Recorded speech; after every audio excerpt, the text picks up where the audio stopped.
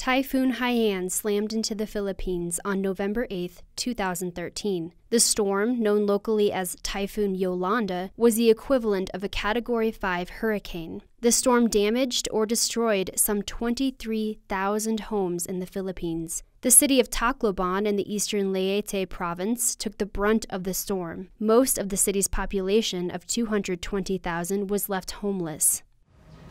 Our house before Yolanda, it's just a typical Filipino house with roofings and 2 bedrooms, then a kitchen, toilet, completely in one house.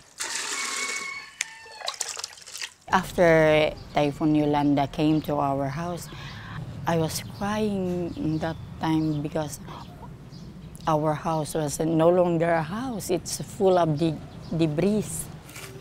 1 year later, Catholic Relief Services is helping Filipinos rebuild their homes and their lives.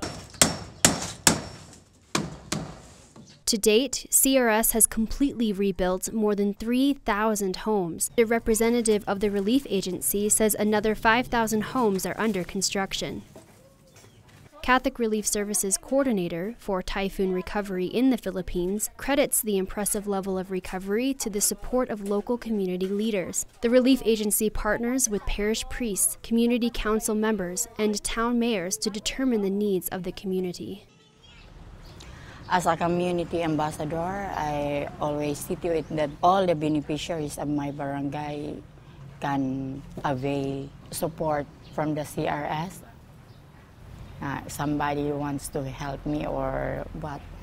I'm thankful, and I'm always hoping